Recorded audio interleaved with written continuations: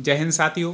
आज की कक्षा प्रारंभ करें उससे पहले आपको बता दें कि यदि आप एमपी के किसी भी एग्जाम की तैयारी कर रहे हो, जैसे एमपी वर्ग 3, ग्रुप 2, सब ग्रुप 4 या जेल पहरी, तो आपके लिए बहुत अच्छा मौका है टेस्ट सीरीज लेने का, टेस्ट देने का। आपको क्या करना है, प्ले स्टोर से परीक्षा ऐप डाउनलोड करना है और उसके माध्यम से आपको टेस्ट सीरीज लेनी है।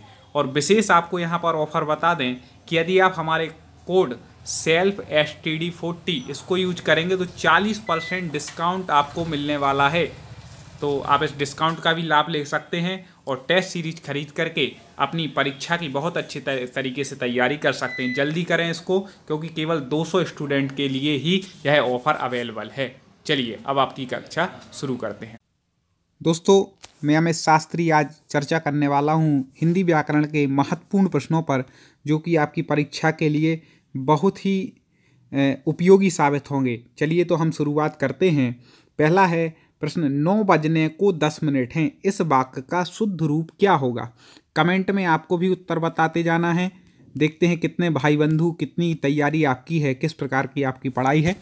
तो 9 बजने को 10 मिनट हैं, तो इसमें आपको बता दें इसका सही उत्तर हो जाएगा 2 नंबर। 9 बजने में 10 मिनट हैं, 9 बजने को नहीं होता, 9 बजने में। ठीक है, इस प्रकार से यहाँ पर हो जाएगा। अगला देखें, कपिस और कपीस का अर्थ है। ठीक है, तो एक तो आपको पता ही होगा कि कपीस मतलब तो होता है बंदर। तो पहले देख लो बंदर किस में है, 2 में है। ठीक है, अब कपिस थोड़ा शब्द लोगों को लग रहा होगा, तो कपिस मतलब गर्मी तो होता नहीं। हाँ, कपिस मतलब मटमेला होता है, इसलिए इसका उत्तर ठीक क्या हो जाएगा? 4 नंबर इसका उत्तर ठीक हो जाएगा। इस प्रकार से हमें लगाना पड़ता है। ठीक है, आप हमारे ऐसे वीडियो को देखते जाए, आपका इतना अभ्यास हो जाएगा कि आप कहीं भी हिंदी व्याकरण में गलती कर करके नहीं आएंगे। और आपको पूरी तैयारी व्यवस्थित सिलेबस के अनुसार करनी है, तो आपको यूट्यूब पर सर्च करें टॉप 50 स्टडी। हमारे इस चैनल को आप सर्च करेंगे, इस चैनल को सब्सक्राइब कर लें, तो फिर आपके लिए पूरा क्रम से अध्ययन मिलता जाएगा। अगला देखें, पेड़ों पर मैना बैठी है। पेड़ों पर मैना बैठी है, इस वाक्य का शुद्ध रूप होगा। अब पेड़ों पर मैना बैठी है तो जम नहीं रहा है कि पेड़ बहुत सारे बोल, मैना एक है, इसलिए क्या होना चाहिए? पेड़ पर मैना बैठी है। ठीक है, तो 1 नंबर इसका उत्तर सही हो जाएगा। हमारे उत्तर बताने से पहले आपको कमेंट करना है, इसलिए कमेंट खोल लें बिल्कुल और तैयार। अगला है, छंद का नाम बताइए। कौन सा छंद ये बताना है? तो है कोउ पापे हैं पंचतत्व प्राप्त सुनी जम गन धावत। अब यदि छंद का पता लगाना है तो ये कैसा है? मात्रिक छंद है, तो इसमें मात्राएं हमें गिननी पड़ेंगी, टोटल कितनी है। ठीक है, 2 मात्राओं का ऐसा चिन्ह रहता है, एक का ऐसा। तो अपन देखते हैं, कोउ, कोउ में का में ओ की मात्रा 2 है। बिल्कुल इसको ध्यान से सुनना, मैं जो बता रहा हूँ मात्राएं कैसे गिननी है आपको आज पता चल जाएगा, तो आप आसानी सीख जाएंगे। कोउ, का में ओ की मात्रा है, तो इसको 2 मात्रा गिनेंगे, 2 हो गई। ऊ में 1, 3। बड़ा पा है इसलिए 2 मात्राएं, 5। पी में छोटी की मात्रा इसलिए 1 ही गिना जाएगा। फिर हा में भी 1। पंच में चंद्रबिंदी लगी है, तो आपको बता दें कि जहाँ पर चंद्रबिंदी होती है उसको 1 ही गिनते हैं, अलग से मात्रा नहीं गिनते। तो पा का 1 गिनेंगे। चा के और आधा ता है, तो चूंकि बाद में है तो चा को ही डबल गिनते हैं।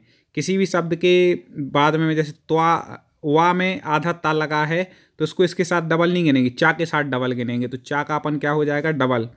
ठीक है, और वा का क्या हो जाएगा? 1। तो यहाँ पर कितनी होंगी? 2 और 1 3 और 2 5 और 1 6 7 8 और 2 10 और 1 11। 11 मात्राएं इस तरफ हो गई। ठीक है, अब दूसरे तरफ का गिनते हैं।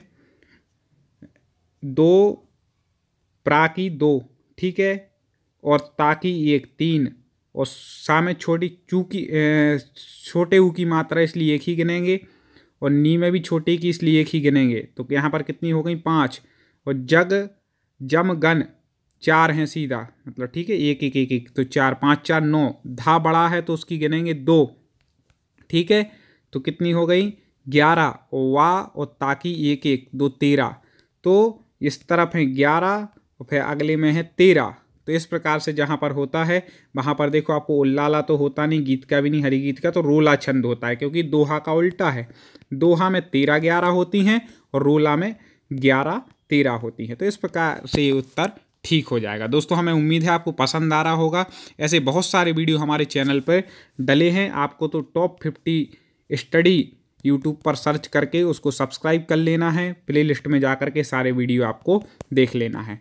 चलिए आगे बढ़ते हैं, लाइक ज़रूर कर देना। देश निकाला का सामासिक विग्रह होगा। देश निकाला मतलब देश से निकाला, 4 नंबर इसका उत्तर ठीक हो जाएगा। कहाँ से निकालते हैं? देश से, इस प्रकार से होता है। अब देखें, संक्षिप्तीकरण करते समय संक्षिप्तता एवं खाली स्थान को बनाए रखना जरूरी है। किसी भी चीज़ का संक्षिप्तीकरण कर रहे, छोटा कर रहे, तो संक्षिप्तता के साथ क्या प्रवाहात्मकता भी जरूरी है, नहीं तो उसका प्रवाह खत्म हो जाएगा ना, तो फिर पढ़ने में आनंद नहीं आएगा। इसलिए 1 नंबर इसका उत्तर ठीक हो जाएगा। अगला देखें, कमेंट में आपको उत्तर बतलाना है। आप सोच रहे होंगे सर हम कम समय दे रहे हैं उत्तर बताने के लिए। देखिए, हमें आपका समय बचाना है और साथ में आपसे कमेंट में उत्तर भी चाहिए, तो आप थोड़ा स्पीड बढ़ाएं, कमेंट में उत्तर दें मेरे बताने से पहले। राष्ट्रभाषा किसका प्रतिनिधित्व करती है? राष्ट्रभाषा है चूंकि, तो किसका प्रतिनिधित्व करेगी? राष्ट्र का। तो राष्ट्रभाषा संपूर्ण राष्ट्र का प्रतिनिधित्व करती है। ठीक है, संपूर्ण राष्ट्र का। 3 नंबर उत्तर ठीक हो जाएगा। अगला देखें, रिक्ति को अंग्रेजी में क्या कहते हैं? आप किसी एग्जाम की तैयारी कर रहे हैं तो रिक्त पद निकलते ना, वही रिक्ति। तो रिक्ति को क्या कहते हैं? वैकेंसी। ये है, कितनी वैकेंसी निकली आप हमेशा कहते। उत्तर बिल्कुल आपको पता होता है कई बार, लेकिन आप फिर भी पेपर में गलत करके आ जाते हैं। इसलिए हम प्रैक्टिस सेट लगवा रहे, हिंदी कर रहे कि आप वो गलती ना करें कि आपको बनते हुए भी आप गलत करके आएँ। वो गलती से हमें बचाना है, बाकी तो याद करानी है। सारी पृथ्वी के राजा को कहते हैं। जो सारी पृथ्वी का राजा होता है उसको क्या कहते हैं? देखो, चक्रवात तो कहते नहीं, आप जानते, चौधरी भी नहीं कहते, तो चक्रवर्ती जो समस्त पृथ्वी का राजा होता है, सबसे श्रेष्ठ राजा। ठीक है, अगला देखें, सर्प का पर्यायवाची बताओ। सर्प मतलब सांप, तो इसका पर्यायवाची पहली नंबर पे दिया है भुजंग। ठीक है, भुजंग सर्प का। अगला देखते हैं, सिने एक्सप्रेस कहाँ से प्रकाशित होता है? तो सिने एक्सप्रेस आपको बता दें कि इंदौर से प्रकाशित होता है। ठीक है, आईना को खड़ी बोली में क्या कहते हैं? ठीक है, तो शीशा या दर्पण कहते हैं आईना को। आप लोग भी बोलते ही हैं शीशा या दर्पण। औचट को खड़ी बोली में क्या कहते हैं? औचट मतलब आवश्यकता से अधिक, उसको क्या बोलते हैं? औचट, आवश्यकता से अधिक। बिल्कुल रट लीजिए आप इन प्रश्नों को। वृत्ति और मजदूरी को अंग्रेजी में क्या कहते हैं? वृत्ति और मजदूरी, 1 नंबर सही हो जाएगा, वेज। ठीक है, ये सही है। हाँ, आगे देखते हैं, वह देर में सोकर उठता है। चलिए बताइए क्या होगा इसका शुद्ध रूप? वह देर में, आप ही किसी से बोलते हो तो आप क्या बोलते हैं? आप देर से सोकर, देर से, या वह देर से सोकर उठता है, ये होना चाहिए। तो वह देर से सोकर उठता है, 3 नंबर ठीक हो जाएगा। अब खुद बिल्कुल लगा के देख लीजिएगा। आगे देखें, बच्चे बूढ़े किस शब्द युग्म के अंतर्गत आते हैं? क्या कह रहे हैं? बच्चे और बूढ़े। ठीक है, बच्चे बूढ़े, तो सीधा विलोम आपको दिख ही रहा है कि बच्चे और बूढ़े विलोम शब्द के अंतर्गत आता है। पर्याय युग में दिया ना, तो कंफ्यूज नहीं होना, पर्याय युग मतलब पर्यायवाची युग में है क्या, ऐसा। अगला देखें, यहाँ पर रस का नाम बतलाना है। तो बिंद के वासी उदासी तपो बृहदारी महा बिनु नारी दुखारे।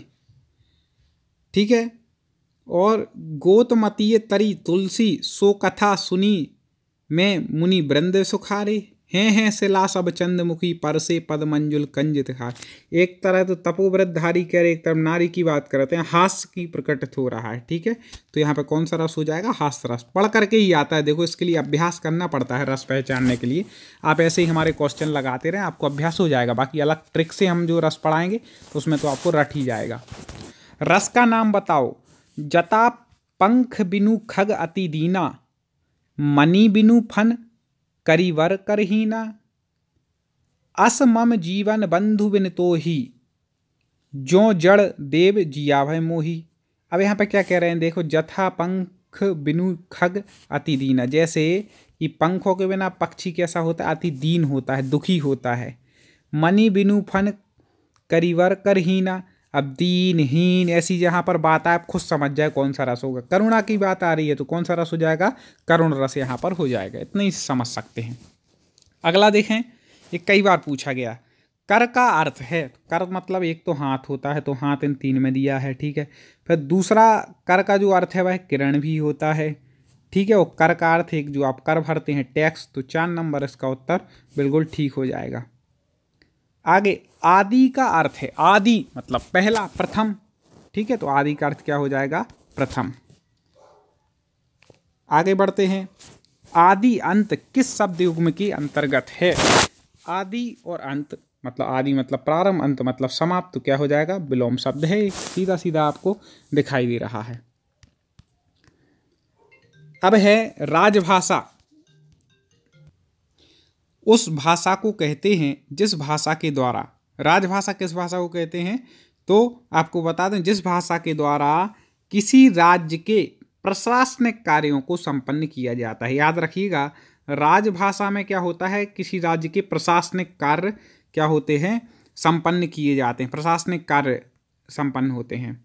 अगला देखें, साहित्य गुंजन नामक साहित्यिक पत्रिका कहाँ से प्रकाशित होती है, तो आपको बता दें साहित्य गुंजन इंदौर से प्रकाशित होती है। कहाँ से होती है, इंदौर से। अब है 4 मासों का समूह का समस्त पद होगा, 4 मासों का समूह, इसको क्या कहेंगे, तो 4 मास तो क्या हो जाएगा, चौमासा, ठीक है।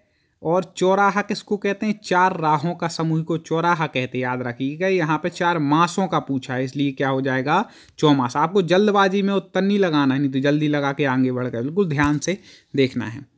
चलिए, इस सामने बिल्कुल हम पेपर के ही प्रश्न लाए हैं, जिससे आपको बिल्कुल समझ में आ जाए, ऐसे प्रश्न आते हैं।